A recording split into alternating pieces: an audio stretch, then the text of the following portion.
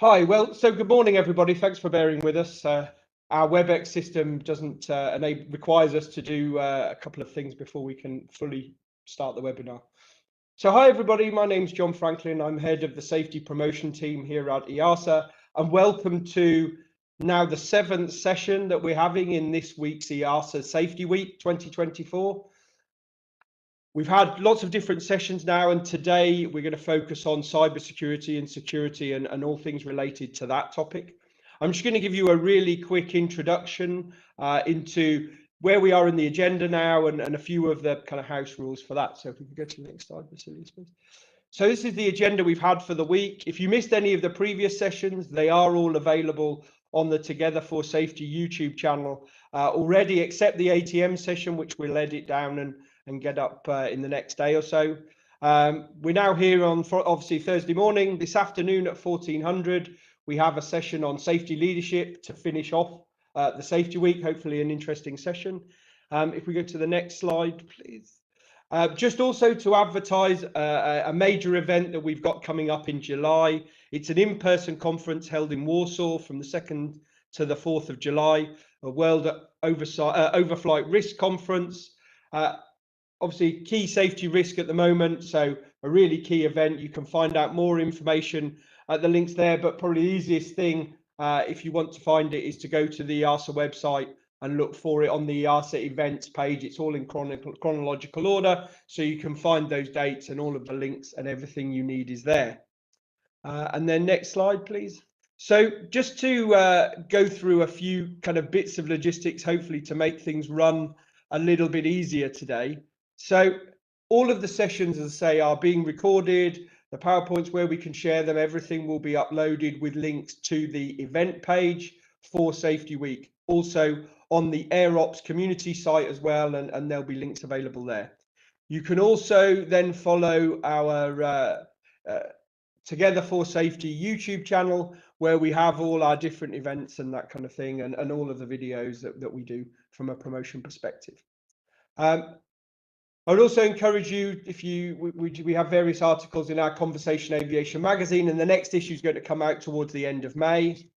And then finally, the team here and our panelists would love to get some interaction from you through Slido. So if you go to the bottom right-hand side, if you're on the WebEx, you can access Slido there through the apps function, and the Q&A will come up in a few seconds, and you can submit your questions there. If you're having problems with that, or you have the app, or you want to use Slido on the web, or you're on the YouTube, the information is here. I'll put the information in the chat because it's much easier to pick it up there than try and remember all of this. So I'll put it in the chat here and in the YouTube chat as well. The only thing I would say is there's nothing worse than having 20 of the same question and a question with 3 votes at the top of the pile. So what I would advise you to do is, before you ask a question, see if there's a similar question and upvote a similar question, rather than us having a long list of very similar questions that don't end up to the top of the pile. So just a piece of advice there. And without further ado, I will hand over to my colleagues, Gian-Andrea and Vasilius, who will take you through the session. Yeah, thank you, John, and good morning, everyone. I'm glad to be here. I'm Gian-Andrea Bandieri. I'm the section manager for cybersecurity in aviation and emerging risks here at EASA. And today, here with me, I'm Vasilius Papagiorgiou. Thank you, Andrea. I work as a junior expert in cybersecurity in aviation at EASA. Yeah, junior for very short time. Is becoming a good expert already. When we talk about cybersecurity in aviation, we speak about what you are seeing in the slide right now. All the connections that are making aviation efficient, transfer of and safer. You see that it is not only about transferring of information that are enabling the aviation system to work properly, but in sometimes this information also have a safety relevance. And this is what we are going to talk about today. So during this session, we will focus on implementation of Part IS. Part IS is the regulation that EASA or the European Union recently issued to deal with information security risk. And in fact, IS exactly stays for information security.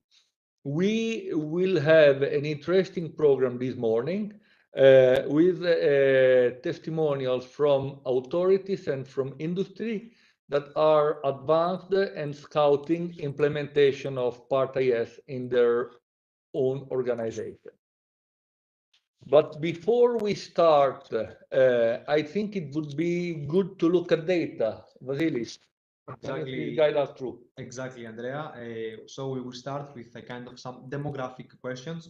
So if we can initiate the first question on Slido, that would be great. So the first question, the first poll that we have for you in Slido is what type of organizations you are actually representing. This will allow us to have a kind of a demographic of our participants today. So we are starting already to receive the first replies. So if we can project the screen. So it's coming up. So we can see already that we have 84 votes, and we have more and more. The majority seems to be air operators. We do have a good representation from DOA and authorities as well. Few representatives from maintenance. So let's give it a couple of minutes. Let's say one minute. We have already 140. So it's important for us to see that we have representation from different organizations, because in the next slide that I will present, I will try to show you why it's important, why cybersecurity risks are important for all the aviation stakeholders. So allow me to quickly then go to the slide. So here, so practically now you can see, so in parallel, I'm also looking at the demographics. So the majority are air operators. We do have a few also aerodrome operators, DOA, POA, civil aviation authorities. So those are some data that you're now seeing in your screen that we have collected from our cyber threat intelligence team. So you can see a pie chart, actually two pie charts, one from data collected from 2022 and the other one from last year. As you can see, apparently there is an increase in attacks that we have recorded, that our team has recorded towards aviation entities. I have to say that this increase is also due to the fact that now we are collecting as a team more and more data. But apart from that, it's also because we see that the aviation sector is becoming a more and more attractive sector for malicious actors. And one of the highlights, if I can call it like that, of these these two pie charts is that we can see an increase really in the attacks of towards airports. And this happens practically because of one main reason. So we see that the attacks towards the airports are attacks that they are, let's say, compromising the availability aspect of the assets of airports, and this takes place mostly. This happens mostly because those are denial of services attacks conducted by activists as the result of geopolitical tensions, and unfortunately, we do have quite a few geopolitical tensions the last few years. So we can only forecast that this situation will become actually worse when it comes to airports, but also when it comes to other entities like airlines, like manufacturers. So we do believe that cybersecurity risks matter to you and matter to everyone, actually, not only in Europe, but also in the entire world, because these data are actually covering not only Europe, but the entire world, both from the surface web, but also from the deep web, including also the dark web. Having said that, I would like to ask you, Andrea, what makes an organization ready, resilient, and responsive? Yeah, you have seen that we have an increase in attacks, particularly for certain type of organization, and we think it is important for organizations to be ready, to be resilient, to be responsive. Which means, what does it mean? Being ready means that you know your risk, that you have done an assessment and maybe you already started mitigating them with detection measures in place. Resilient. Resilient means your ability to respond to attack and to continue your safety critical activities while under attack.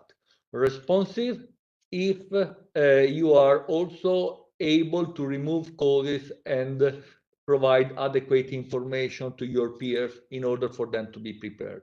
So, and here we would like to hear from you. How do you assess yourself in respect of these three statements? So, John, if you would like to launch the next slide, this will also help us to measure what is the improvement over time, because the same question was asked to the audience of the same webinar 1 year ago.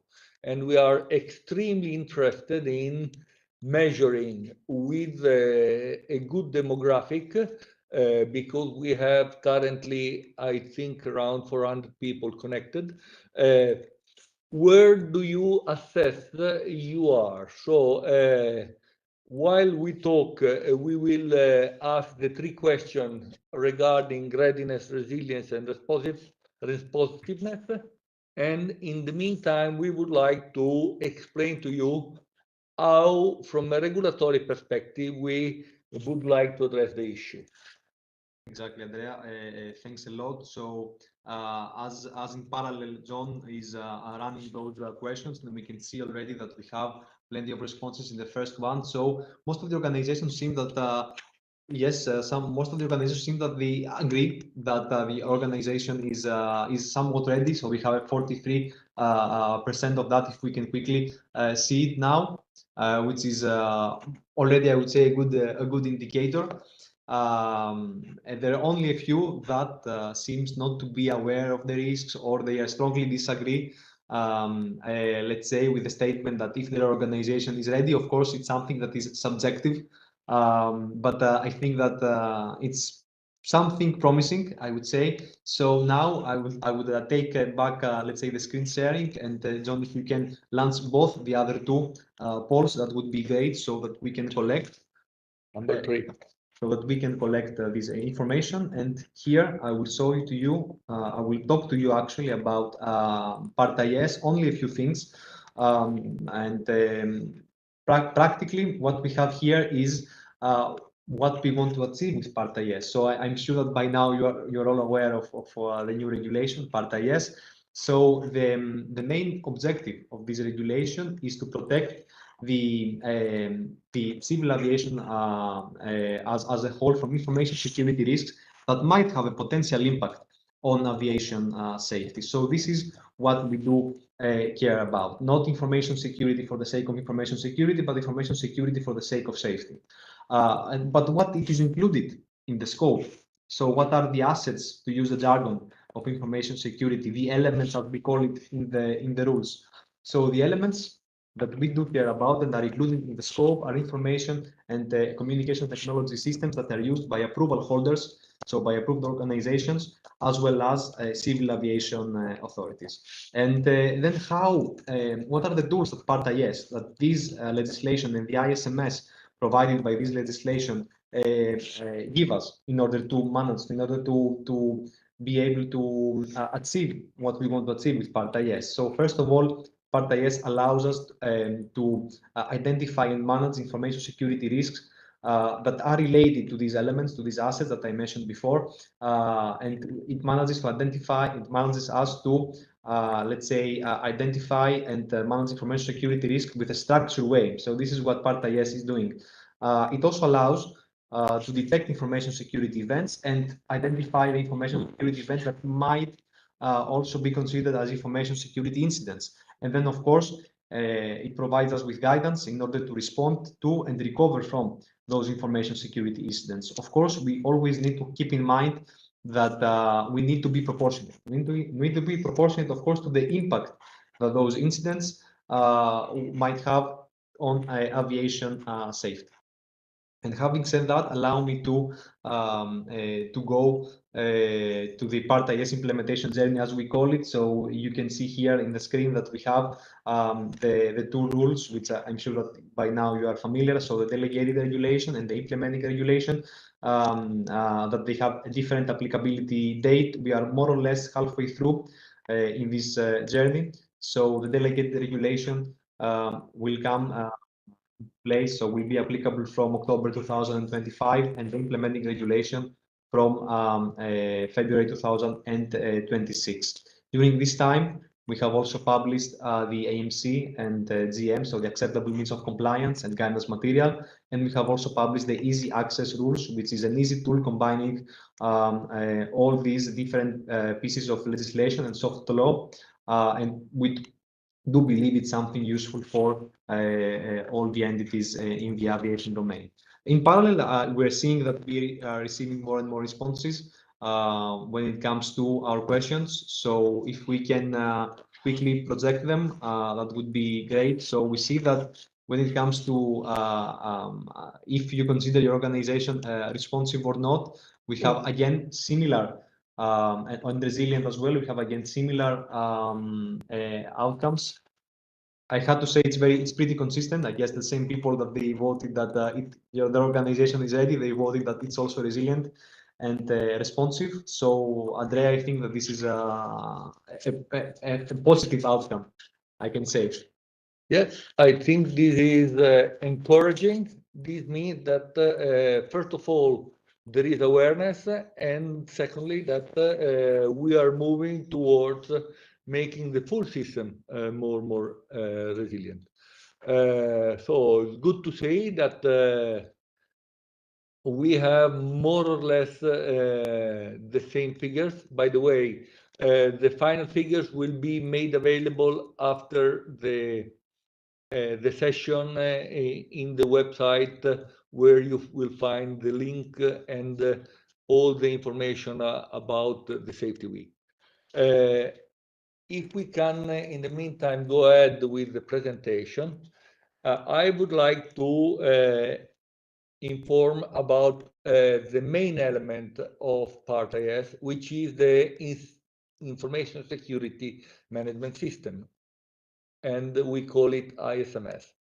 ISMS is a systematic and organized way to handle information security risks from an organization perspective. What you see here are the building blocks of ISMS, and the color codes are trying to trace back the sources of inspiration that we had when defining the different requirements. So what you need to have in place is a policy. You need to perform a risk assessment. You need to have security risk treatment measures. You need to have a process for detection, response, and recovery, and reporting scheme are necessary. Then you have all the standard elements that you have in an approved organization. What is in addition is the need for an information security management manual, a process for handling changes, because in an organization is a living body, and we know that over time things are changing. And finally, a critical view on the system to make sure that it is working well. We are also trying to give you a certain idea on how to undertake this effort of implementing an ISMS with the next slide. So here we are trying to highlight for a typical organization what are the points that are needed to be put in place in what could be a useful and logical sequence. So you need to start with the scope and the appointing of people, and then you need to have a certain element in place. And then once the enablers are there, you need to be able to operate, which means in the daily life of the organization, you need to be able to identify and assess risk, to treat them, and to have detection, response, and recovery system in place. At the same time, it is important to be able to manage contractor activity, because no organization is an island, and you are all connected to a different organization and suppliers in order to make sure that there are no transfer of risks in the supply chain or value chain you are belonging to. So this concludes the introductory part we wanted to have, and now we would like to hear from some of the authorities what is their experience in terms of Part IS implementation. While I am introducing the panel, I would like John to launch the next slide on applicability of Part IS. So take your time, and in the meantime, listen to me, because we have a very high level lineup. So, and I'm very happy to welcome today 3 colleagues from civil aviation authorities. They are Christoph Schneider from the Federal Office of Civil Aviation in Switzerland. He is the program lead for cybersecurity, and by trade is an electronic engineer with focus on information and communication technology. We also have David Nieto from Spain. He is the Director of Airports and Aviation Security at EASA, the Spanish Civil Aviation Authority. And he is responsible for implementation of Part IS in Spain. His background is aeronautical engineer, and he also has a master's degree in cybersecurity and leadership and public administration.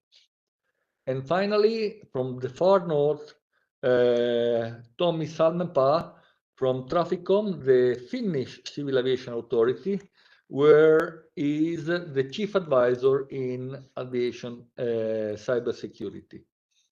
And he is also the person responsible for cybersecurity implementation in Finland. So Christoph, David, and Tommy, welcome, and thank you very much for being with us today. John, if you can share the outcome of this, I would like our panelists to comment the answer that we have received so far. So, and here we can see that availability of qualified personnel seems to be the #1 challenge in Part IS implementation. So, south to north, starting from David. You want to comment on that, please? Yes, good morning, everyone. And thank you very much to EASA for having invited me and for giving me the chance to be here today with you. Yes, availability of qualified personnel is a challenge for everyone, not only for authorities, but also for the industry. But I think that we have the obligation to look for constructive solutions. So it is true that it's a challenge for everyone, but it's also true that in practical terms, we consider that at least when it comes to CAAs, we do not need super experts on cybersecurity when we are talking about our whole teams of inspectors. So that doesn't mean that we do not need super experts on cybersecurity, but what we have learned so far, it is that it's important to explore the synergies that we have within our authority with regard to the specialists on IT, because at least in Spain, we have done some good work so far when implementing national standards on cyber to protect our organization. So it's very important to explore internal synergies, and it's also very important to sell our product. So it is true that in the administration we are not able to pay as good salaries as in the industry, but it's also true that to play in the league of cybersecurity in aviation is something that not everyone has that chance, and the room for learning is incredibly high, and that's something that we have to sell and to make our business attractive. Thank you, David. So, Christoph, do you agree with the ranking of challenges that you see on the screen? What is your experience from Switzerland? Thank you, Gianandrea, and good morning, everyone. And thanks a lot to EASA for being invited as a panelist speaker. The result of the poll doesn't really surprise me that this is a challenge. And before we can talk about qualification of personnel, we need to first to get additional personnel approved at the first place. In light of different cost-saving initiatives, especially for governmental institutions, that creates a challenge. One factor which could counteract and support of getting additional personnel approved is, unfortunately, and this is what Vasileios showed us on the in the previous slides, are cyber incidents and known vulnerabilities, especially the ones which resulted in high media attention. In order to create awareness, especially for the management level and for decision making personnel. That helps to get additional personnel approved. Another important thing is the acknowledge and the recognition at the senior management level that the cybersecurity in these times is an important discipline. And we also see that it's a kind of a competition. I'm speaking from the perspective of the authority side, that the private sectors is competing with us and offers in many cases very competitive conditions to suitable candidate. Another challenge is, not to make the story very long, but the field of cybersecurity has become a kind of a very diverse, complex and multi-layered in nature. And it's crucial and it's important to find the right person with the right qualification. As David just said before, in most cases, we do not need the super white hat, the so-called white hat with excellent programming skills and hacking skills, but more important are good communication skills and very good understanding in safety related systems and of course in information security processes. Thank you, Christoph. Very interesting consideration. Tommy, may I ask for your opinion now? Thank you, Gianandrea, and thank you for the invitation to join this panel and this event. And good morning, all. I cannot. Well, it's very easy for me to support what is being said by David and Christoph already. We are having the same challenges and same experiences. And also, I think we can approach this challenge by understanding the where we are standing now. We have a new regulation in place, which is information security for aviation safety, and we have in aviation safety we have very strong framework for the competence and qualification, and so. We are in the beginning of something new in that sense, I think. And now we have to build the information security to the aviation safety accordingly. So exactly, but how we are approaching that challenge in Finland and in the CIA, but also supporting our stakeholders in Finland is that build up that framework somehow, and we are collaborating very much with our European partners, but also in ICAO. That work is ongoing, but our approach is mainly starting from the existing aviation safety experts, give them training awareness to the extent they need in their role when they do, for example, the oversight. But also when we do the oversight, then we need, of course, some extra competence, expertise from information security as needed, depending on the audit and the scope of the audit in question. But we start from the aviation safety people and then train them to the appropriate extent and start from that. So perhaps that is also to complement what is being said by Christoph and David already. Thank you. Thank you, Tommy. And on one side, I am happy to see that there is agreement. On the other side, I see that this number one challenge, it is something that really concerns everyone. And to be frank, it is the same challenge that we have at EASA.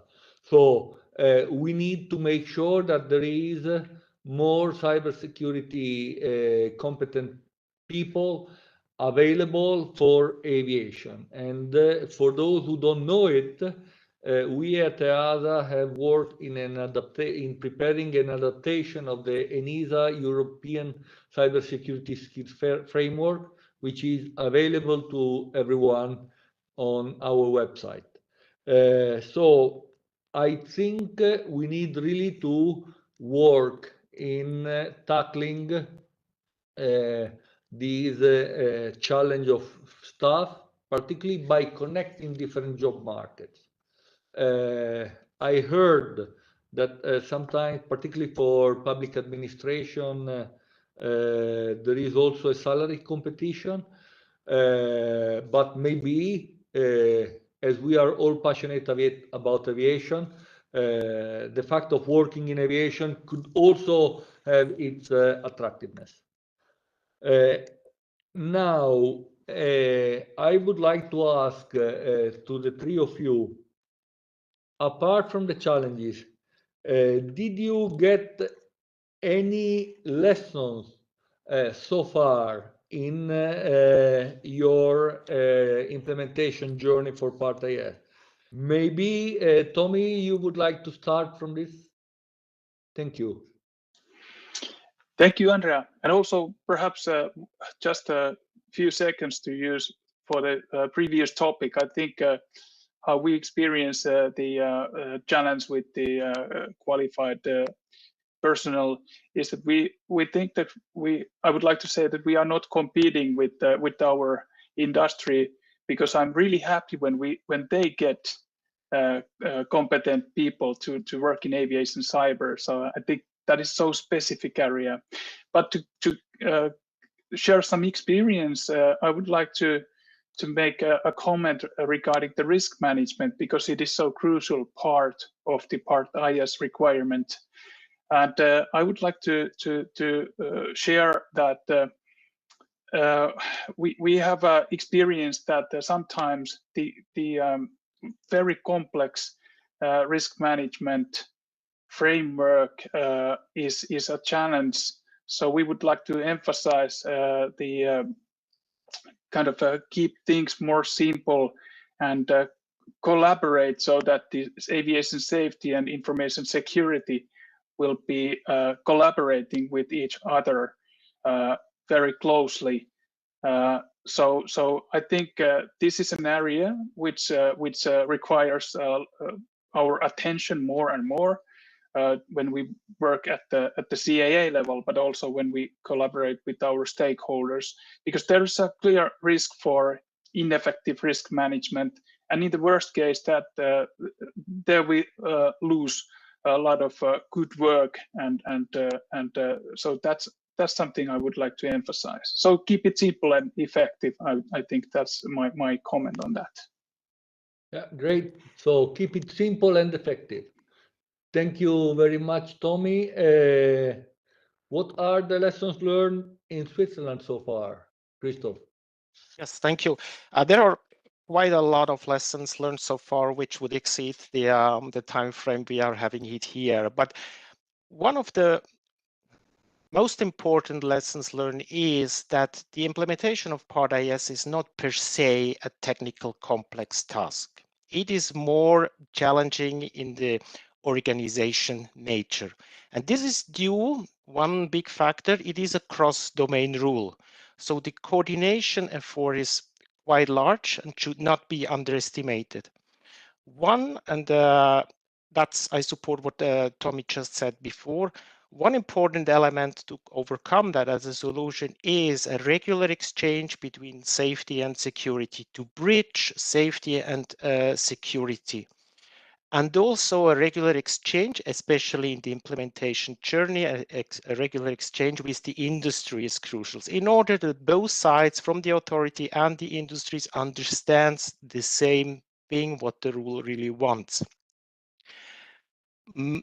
Many, especially larger organizations, they are not probably facing a major challenge since they already do a lot of information security tasks, or they already have an ISMS established or even a certified one. It's then more to expand the ISMS on the safety side, to expand the scope.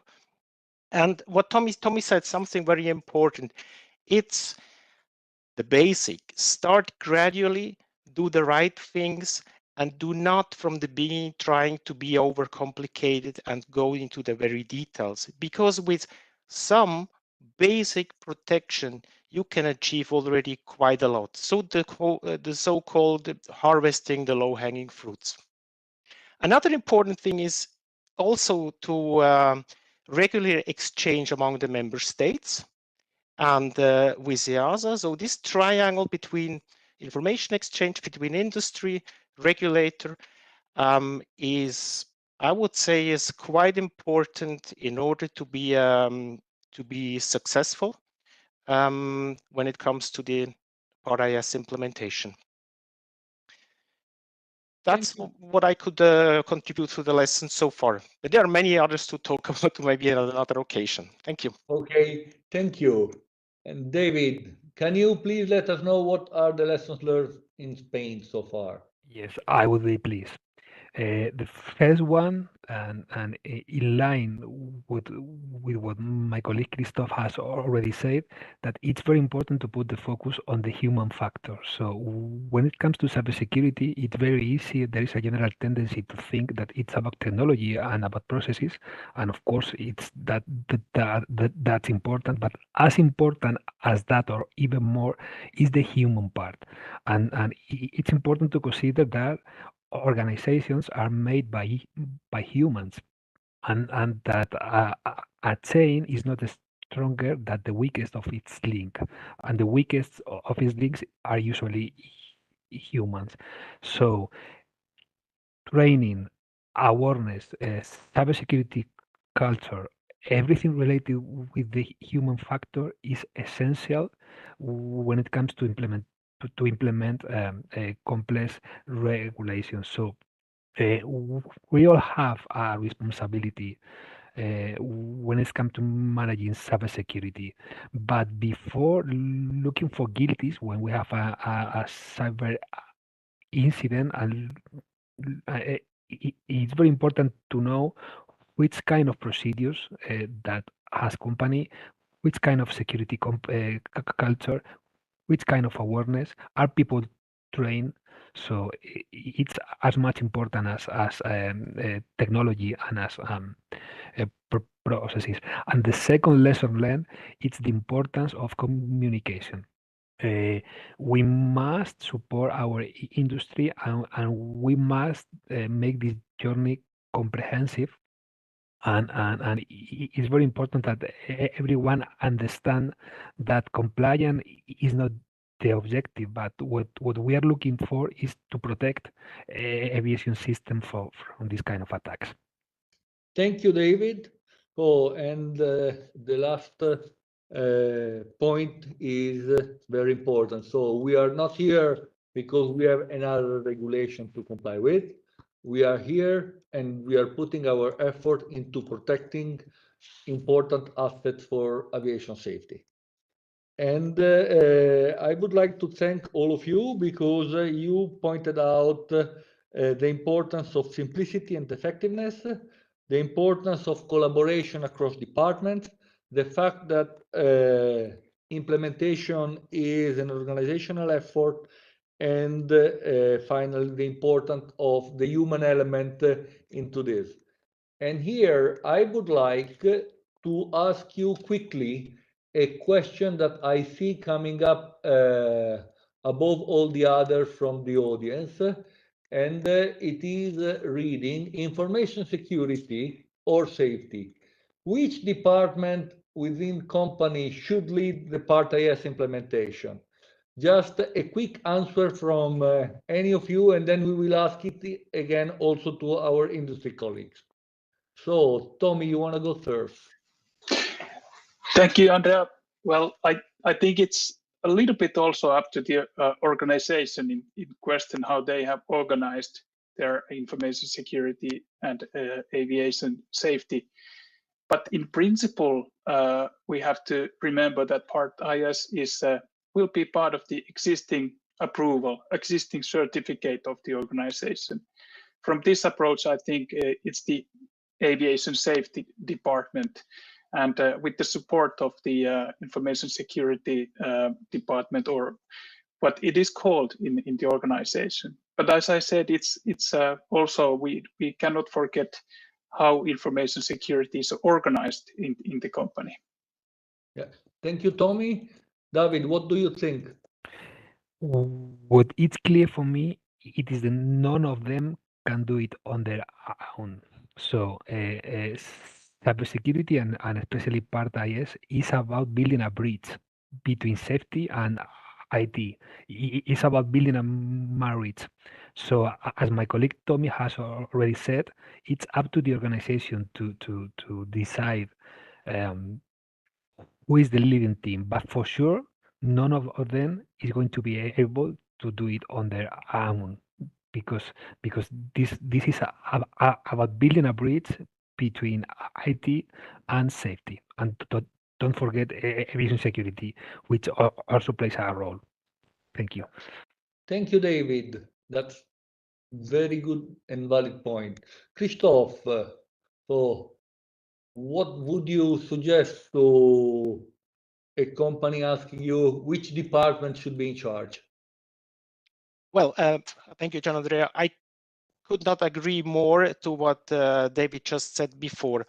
From an authority perspective, in terms of oversight and certification at FOCA, this will rely on the responsibility of the different safety departments caring for their different approvals, but with the support of a newly formed subject matter expert groups, which will contribute and will provide support when it comes to information security special topics and issues. So again, this is a kind of a collaboration we will build on, and we think that's the way to go. That's the right way to go, at least from an authority perspective. Thank you. Thank you. So now from the authority side, the unanimous answer is you have to decide, but both departments or all involved departments have to work together and no one will make it alone. So we will see later what the industry colleagues are thinking of this. Now, to conclude with authorities, I have a last question for you. In the industry under your responsibility, was there any case of cyber attacks? And can you explain clearly to a public audience what happened and how your industry and maybe even your authority was involved? So maybe we start from Christoph. Yes, thank you. Yeah, fortunately, there were not so many cases, but there were some instances the last 2-3 years, which we were as an authority involved in that. Maybe you remember last year the widespread distributed denial of service attacks, which rendered in Switzerland some web services unavailable of different aviation organizations. That resulted also in reporting to the authorities, and we proactively then initiated communication with the responsible safety officers of the affected organizations in order to provide them not directly support on the technical side, but encourage them to be in contact with the national cybersecurity centers. We internally also conducted a kind of a lessons learned meeting after the attacks has been more or less resolved in order to create more awareness. What is a denial of service attack? How this is technically facilitated, and what are the risks? And most importantly, what could be implication to the safety in the aviation landscape? Another incident which is in my mind is a ransomware incident of a aviation organization, which had a kind of an implication of a delayed departures at a big airport for some aircrafts. And also there we did a lesson learned meeting together with the National Cybersecurity Center. And this shows, and this has proven, that established contacts are quite important to have it in advance. And not in case of an incident, you need to look for responsible persons, but you need to have them before in order to know who to contact, in what case, what are the roles, and even to take the communication department into account when it comes to an announcement in the media. So yes, there were some instances. Thank you. Thank you, and good that you reminded these element of crisis response, which is part of ISMS response. But here, I would like to remember to everyone that emergency response is also part of SMS, so not to be forgotten. And now, David, what have been your experience, if any, in Spain? Okay, thank you, Jan Andrea. When you have a look to our figures, you can see that there is a distribution among all stakeholders, and that especially users are suffering most part of the attacks. We have some concerns about complex attacks as advanced persistent threats can be. And when it comes to that point, it's very important to mention the importance of collaboration and sharing information, because it's important to take into account that, especially behind all these complex and sensitive attacks, there is a design and there are people investing money and that need to make the most of that investment. So for sure, they are going to try to use it in more attacks. That's why it's so important to share information in order to increase the awareness.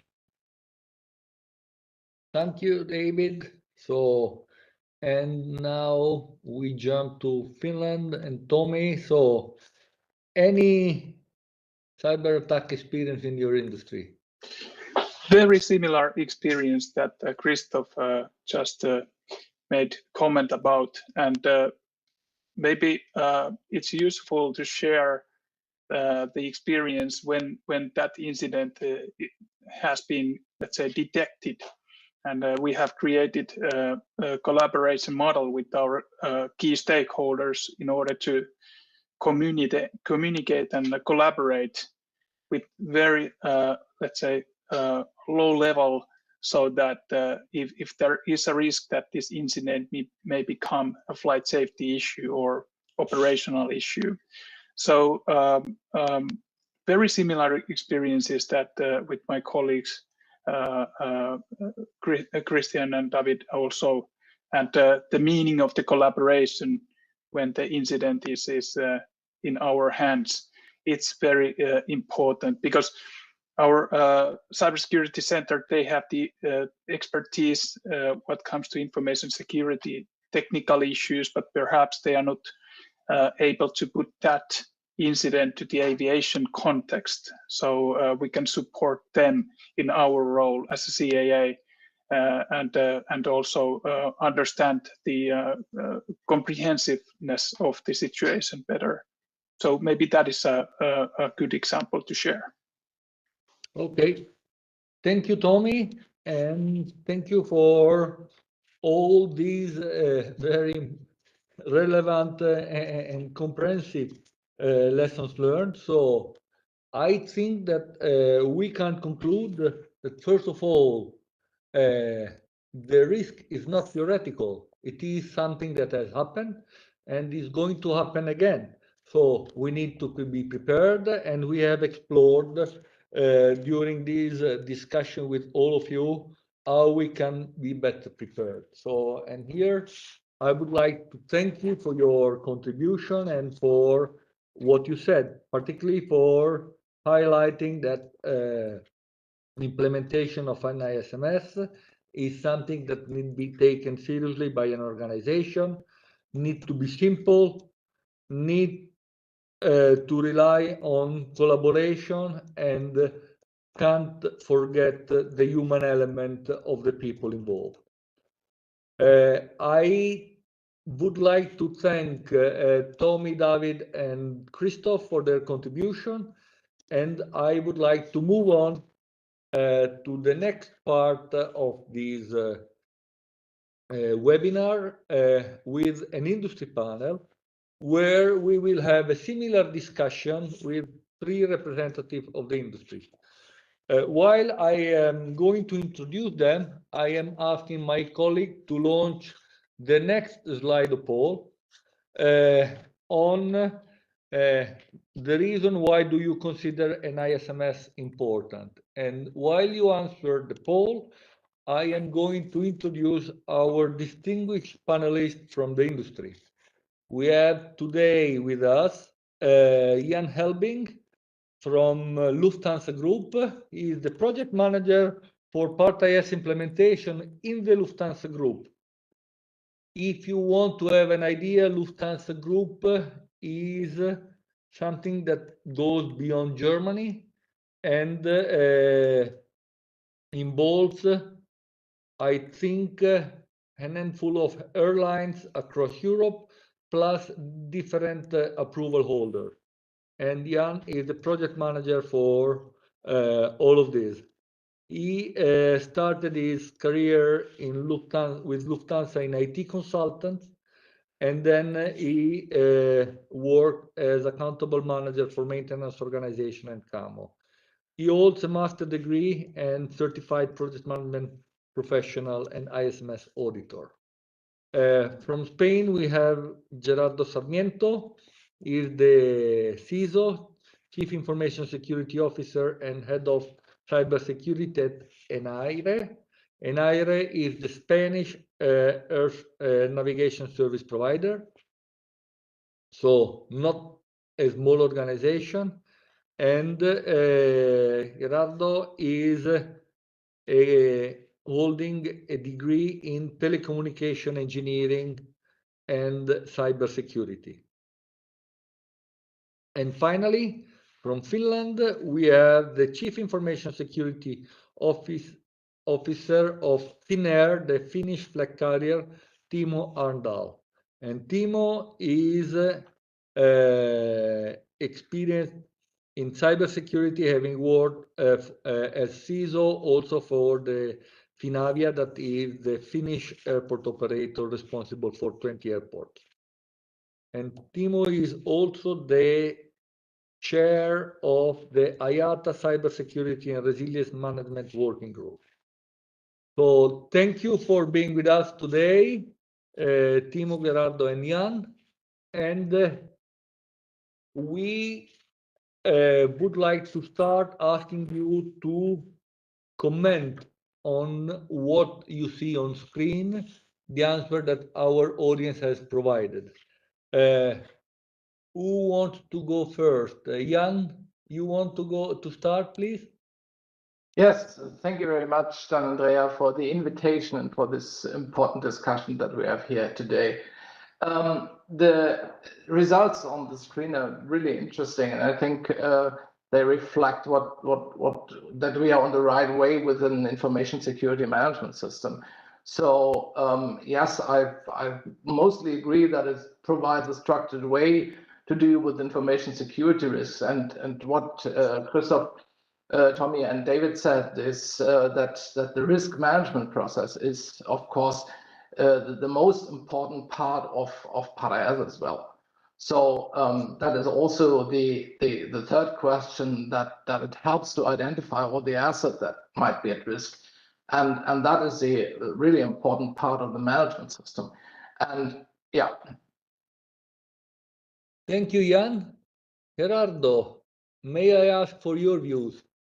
Sure. First of all, good morning, everyone. I'm very happy to be here with you all today, and I'd like to thank EASA for this opportunity to participate in this interesting event together with these great event experts. Well, obviously, in my view, the correct answer is the one that we all know, which is all of the above. But however, if I may make a little joke, the first time I read the options, I was tempted to select the last one, because in fact, it's not that important. I think it's even more important. In my opinion, an ISMS is not only necessary, but I think it's also essential and indispensable. I think it's the basis on which we can build and properly deploy all the security mechanisms necessary to protect our information assets and services. The question mentioned some very important reasons, which I totally agree with, related to risk management, but I think they are not the only ones. We could talk about them for a long time, but just to mention just a few, I would highlight, for example, that it's also very useful at governance level to achieve entities' objectives. It also facilitates regulatory compliance. It also provides confidence to other stakeholders and interested parties, which I think is really relevant. It supports many technical protection mechanisms, and well, it facilitates the development of a business strategy in line with the changing and the unpredictable times in which we live. There are many reasons to agree with that. Yeah. Thank you, Gerardo. Timo, good morning. Can we have your views, please? Good morning, and thanks, Andrea, for the invitation as well. I was happy to see that most of the people were answering all of the above, because I was considering what would I choose from those, as well as multiple of the ones are true. And especially if I had to choose one, for me, the ISMS is really bringing the structure and the planned approach for managing information security. I'm a big fan of different management systems, because in my view, they bring the structure, but also the efficiency and effectiveness of doing these things. But it's important to understand them merely as a concept, in a way that for some, running an ISMS feels like something very big and very structured, but it's just that it's a concept, so you can scale it for very different type of organizations and different type of lengths as well. So even a smaller organization can have an ISMS, they can scale it to their own operations and the size of the organizations. And if a bigger group has an ISMS, it might be a little bit different on the scale, but the main building blocks are the same and the objective is the same, just to have a structured way to do things effectively and do things smart in the organization around information security risk management. Thank you. I think you all provided very interesting views on this, and particularly on the importance of having a structured approach on ISMS. So I think we can now start with additional question. And if you don't mind, I would like to start with the question I asked before to the authorities. So who do you think should be in charge, or maybe in your organization, how did you organize yourself to have an information security management system? So can we start maybe from Gerardo? Sure. Well, I think it's one of the big challenges of implementing PARA-IS, how the two worlds are going to be coordinated, and hopefully we'll find out as the pilot projects progress. In our particular case, we start from a point that gives us certain advantage in this respect, as our Safety and Security Directorate, on which both safety and cyber depend, is independent of operations and from systems directorates. And for us, this means that first we have independence from these technical or operational units, which allows us to take some decisions with fewer constraints, but also that both safety and security managers work very closely. So we hope that this will make things easier for us, and this cooperation will lead us to move on in the right direction. I totally support what my colleagues from the authorities panel said before. At this point, I think cooperation is the key. We have to move all together and work very closely to do things in the best way possible. Thank you, Gerardo. Timo, at Finnair, do you already have an ISMS in place?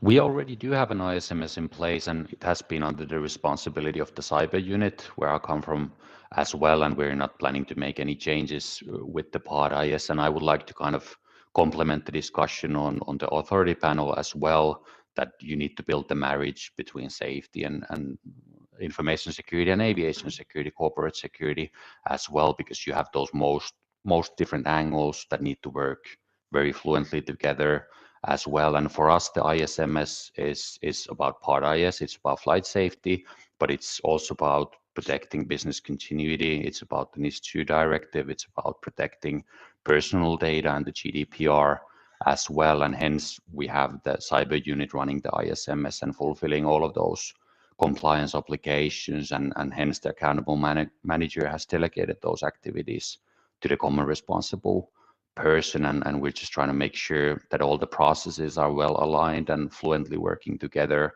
whether it's risk management or internal reporting or the management responsibilities. But we have separated it that way, but in my mind, there is no correct answer to this one. You could do it either way if it works for your organization. Yeah. Thank you, Timo. Jan, where do you stand at Lufthansa Group, and how would you answer to the question, which department should be in charge? Yeah, so we started the implementation with the briefing of all related stakeholders, especially the accountable manager. And from my point of view, he's the point who has to delegate and has to appoint the responsibility of the activities. So we first had then defined the information security in terms of the regulation. This means that we already had an information security officer in place, and we have all of the group in every organization and every ISMS already implemented. And so the information security officer got a double-headed role, a new role within the aviation management system as appointed person or as common responsible person. And then we were setting the ISMS scope that said that we said that the ISMS scope is according to the approval of the organization. This means if a company has an AOC with a CAMO and a maintenance organization, and an ATO, for example, we have 4 approved organizations with an accountable manager and a nominated person for each relevant process domain who are directly responsible for the safety and the management system according to their respective EASA regulations. So this is, for example, part Europut, ORA, CAMO, and so on. You know this. So together with the appointed person, and you said it, they have to define their critical services, activities, and assets. So that's exactly what we are doing. That we are building the bridge between the safety management system and the information security management system. So that is our approach on that. Yeah, thank you, Jan. And as all of you have touched upon the issue of the responsible person, I would like to ask you one question that I see coming up regarding the common responsible person. Is it better to have a common responsible person be a safety manager upskilled in information security, or an IT manager upskilled in the management system? So maybe Jan, you can elaborate on your views on that, and then we hear the other colleagues. Yeah, it depends a bit. It depends on the common responsible person. If you have more than one accountable manager, we have some organizations where we have 2 or more than 2 organizations with different accountable managers. And if we have, for example, 2 accountable managers, they have to delegate their activities to a common responsible person. This is important because we have just for all the organizations within one business unit, for example, with different accountable managers, we have just one ISMS in place, which takes into account all the organizations. So we needed this responsibility bundled in this one function. So it depends. Yeah, so from my side of view, the common responsible person has also be the expertise of an information security specialist and not only a manager on a managerial level. But if we have also the possibility within the Part IS regulation that the accountable manager or the common responsible person can appoint their own responsible persons for information security, so that we have a different layer organization within it, where the common responsible person appoints a responsible person for information security, and then we have it on a managerial level. Thank you. Timo, you are the CISO. Are you the person responsible for the ISMS? Yeah, I do own the ISMS. And very good question. I do own the ISMS, and I come from cybersecurity background and security background. So I joined the aviation at the correct time, just when COVID hit. So that's when I joined Finavia on the airport side, and a year ago came to an airline here at Finnair. So I don't come from the aviation background. I started with information security, and then have kind of built the knowledge around what an airline does, what an airport does, how the safety processes work. And like for the previous question as well, I don't think there's any correct answer for this one either. So the common responsible person can come from an aviation and safety background, can learn the information security and cybersecurity, or can come from an information cybersecurity background and learn the aviation and the safety as well. So this has to do a lot with the person as well, and how the other organization is structured. And I think Jan explained it quite well there as well, that you need to have an understanding of the rest of the organization as well, because usually the ISMS covers, at least for us, all of our operations, not just the flight operations and the safety critical operations, but also processing of personal data, all the critical stuff for business continuity as well. And in the cyber unit, and for the perspective of the ISMS, we need to have a sufficient enough knowledge of those as well, and what we need to protect there. thank you, Timo. Gerardo, may I ask for your views on this topic? I agree with my colleagues. There's no simple answer for that, and it also depends on each company. However, I think, as I said before, in our particular case, taking into account that we both safety and cybersecurity managers depend on the same super manager, which is in Spain, we have something easy for us that we use the same word for all kinds of safety or security, which it reflects also in our structure. We have a head of seguridad, as we call it in Spanish, and it focuses on both sides of every kind of security or safety. Well, I cannot give you a simple answer. What I can share with you, maybe it's interesting as well, is that when we deployed our ISMS, as we all know it, in a structured and formal way, on the operational systems, which are, as we all know, subject to safety requirements, we did so in a way that they did not conflict. I mean, whenever we have to face a risk or a threat or whatever, there is not only one way to do things. I think an interesting thing at this point is to, as I said before, to cooperate, to share opinions, to focus from different angles, and to make decisions in order to satisfy all the points of view. So I'm sorry not to provide a simple answer, but I repeat the same as I said before. Each case is different, and each situation should be considered and focused in the best way possible. Yeah.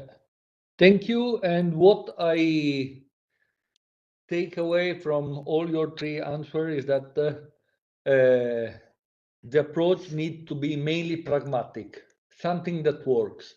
So either or, but it must give the right outcome. This is what I understood, and personally, this is exactly the answer I would also personally give. If you allow me, I would like to ask you a further question. As you are active in organizations that are already in aviation, I would assume your organization already have an SMS. And are there plans in your organization to integrate SMS and ISMS? Who wants to go first? Timo, maybe?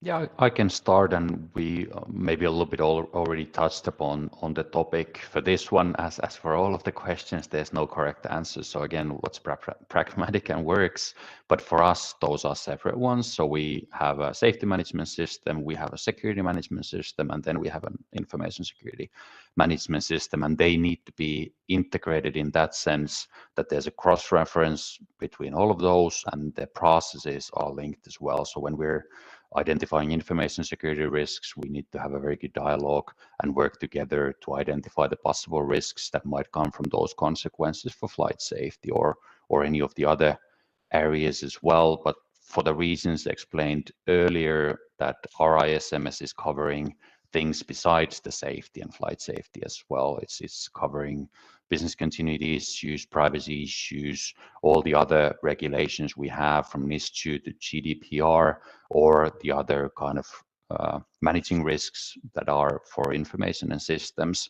So hence, if we would only include it within and underneath the SMS, in our mind, it would be kind of limited only to that safety scope and perspective, and hence we kept those separate. But again, whatever is pragmatic and works for your organization, I think is the correct answer. But the key is always, even though they are separate ones, they need to be very, very tightly joined together as well on the kind of day-to-day activity. Thank you. Lufthansa Group, what are your plans regarding integration of SMS and ISMS? Yeah, we have different organizations, so that's the same what Timo already said. So it depends on the organization and the decision of the organization. Let me say that we have an ISMS on the group level, which is implemented in every organization of the Lufthansa Group. This is 55 organizations roundabout that are dealing or affected by PADA-S. And from this perspective, the important thing is that the integration, not in terms of an integrated management alone, it is the integration between safety and information security what we have to achieve, and that they change their point and views on the safety issue. That is an important point on that. And from my point of view, Para-S brings a kind of mindset change within that, because we have two management systems which together, which do not talk naturally together today. And the safety management system is dealing with the safety risks, and information security management systems are dealing with information security risks. But the impact on each other, also from the information security side to the safety side and vice versa, that is the important point we have to focus on that. And Para-S gives us a really big fundament to implement this bridge, what Tommy already said, to build this bridge between safety and information security. And this is really a chance for us in the aviation industry, from my point of view. So we should take this chance, because if we look at all the information security processes, for example, the weight and balance process, yeah, it starts in the maintenance with electronic scales and data which is processed there, and this is then transferred via networks to a maintenance software, for example, where you calculate the COG, and this is then transferred to the load sheet calculation within a crew management system, where you have the baggage weights, the freight weights, the position within the aircraft, and finally in the cockpit you have the performance calculation for takeoff and landing performance and fuel data and everything that. And this chain shows, from my perspective, shows very nicely how safety and information security must be integrated, because all these data which are produced within this process is prone to attacks and corruption.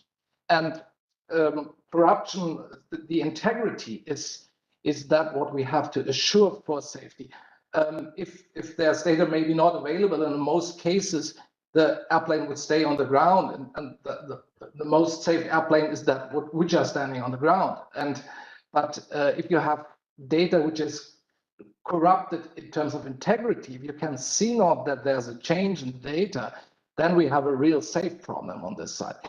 And let me say one final word on that. And information security is not only IT security, it's also regarding paperwork. We all know what safety impact has, for example, a manipulated Form 1. Yeah, that means that we are putting any safety relevant parts into the plane with a Form 1 which is not correct, which is manipulated. So this is the important gap that we have to close with this regulation. And I think that was very important what Jan said there as well, that we kind of, and what was said in the previous discussion already as well, that we need to avoid only focusing on the 2 C's. So let's not only focus on compliance, because at times we make that mistake in aviation. So it's about risk management, and don't only focus on confidentiality. So data integrity and also the availability are very critical as well. And at times people tend to only focus on the confidentiality, and that's information security. But we have those 2 other aspects, and especially I would like to kind of complement the integrity as well. Thank you, Timo. Gerardo. Well, I totally agree with my colleagues. One of the biggest challenges of this Para-S implementation is how to coordinate both worlds. Well, I'd like to share one idea that I think it's also interesting. And one of the advantages of our national reference cybersecurity regulation is that in cases where the requirements cannot be met exactly as the text reflects, it allows the application of what we call compensatory measures. It means that if it can be demonstrated that, for example, applying an alternative approach, the level of cybersecurity is similar or even higher, then it's acceptable. So apply it to this case. For us, it's also a way to analyze each case, and if we observe a conflict between safety and cyber, we can choose the solution that best fits both worlds. However, I agree with my colleagues. Complete integration that you mentioned, I think it's very difficult or even impossible, considering that we are talking about different things in many ways. We can try to coordinate, to interconnect them in many respects, but we cannot forget that they are fundamentally different things. For example, we speak different languages, we use different methodologies, we often propose different mitigations for similar risk, but moreover, we have to remember that we have also different scopes. Safety deals mostly with operation, but cyber is about everything. We also deal with corporate system, network outside the operational world. So in my view, the process of fitting all the pieces of the puzzle together may take some time, may not be easy, and in some cases, some decisions may have to be made. Thank you, Gerardo. I am having a look at the time because the end of our slot is approaching. I would like to thank all of you for this very interesting consideration. A last, very quick question. Your advice where to start from in an organization that needs to implement ISMS? Just one point, what is the starting point you would recommend? Gerardo. Well, I think my colleague from Spain, David, mentioned it before. Whenever we talk about cybersecurity, we usually think of technology, procedures, expert hacker teams, and very complex and futuristic things. But that's only a part of it. When we implement such a system, it has a direct impact on the users. In my view, if we want to be successful and we want it to be efficiently implemented, we must take them into account from the very beginning. It's not all about technology or procedures, because behind it all, there are people using this technology and applying those procedures. So in my view, there's a very important human factor in this whole story. Thank you. Timo, your advice for the starting point. For me, the same answer applies to what ISN is to if somebody are in that scope. So both are about risk assessments and risk management, and both have a certain scope as well. So doing that scoping, starting with the risk assessments, knowing which activities, services, processes, and systems are in scope, implementing that is quite key. And I like to highlight what Tommy said in the previous discussion, that if you have a lot of things to do, start pragmatic, start simple, implement something already. So use from the software development, the minimum viable product approach, get something running, get something implemented, then iteratively improve that. Don't build it perfect at first, because then you would take 1-2 years to build it. Get something going and then make it better as you go forward. Thank you, Timo. Jan, your advice. Yeah, thank you.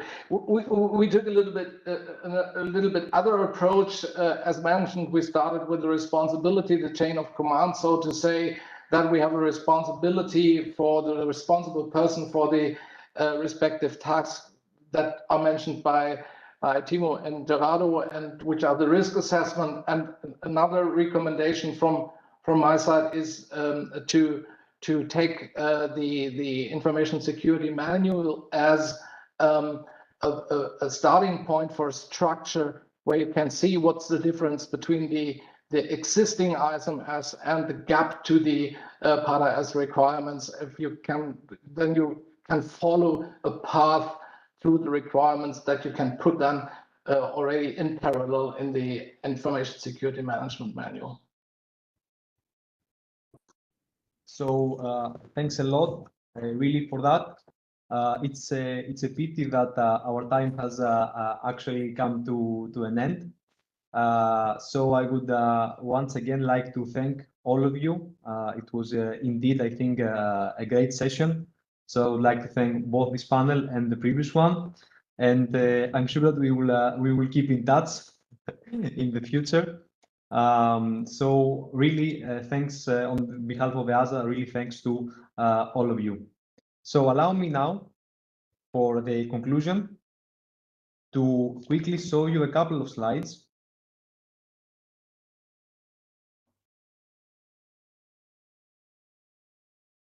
So now hopefully you can see my screen. Only a few things regarding that. So we are seeing in parallel the questions, and most of the questions of that, of course, you can always reach out to us. I will show you how in the end of this session.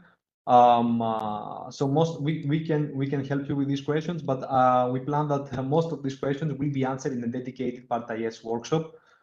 So we're gonna have a Part IS implementation workshop coming up in November, 7th and the 8th of November. So please save the date. The registration will open in July. We are currently drafting the agenda. We have lots of interesting topics to cover. So stay tuned and monitor the EASA website. And we will really be looking forward to see you all there. Apart from the EASA website, though, you can also monitor the EASA cybersecurity community. And the EASA cybersecurity community is actually the most up-to-date channel that we have in our cybersecurity team. We actually think it's a great place for both enthusiasts of cybersecurity in aviation, but also experts to exchange information, to exchange their opinions. For instance, I have seen some questions regarding what is the responsibility and accountability when it comes to equipment and when it comes to, for instance, an air operator. So yesterday we published an interesting article when it comes to who is responsible for the electronic flight bag security. So please have a look in our community, play with it, and I'm sure that you will find not only answers to your questions, but also interesting information. Having said that, I would like to thank you. I would like to thank everyone, John, Andrea as well, for your attention today. This is a QR code for you that will allow you to join our community. And I know that from an information security point of view, it's not the safest, it's not the most secure way, but trust us in this one. It's not compromised.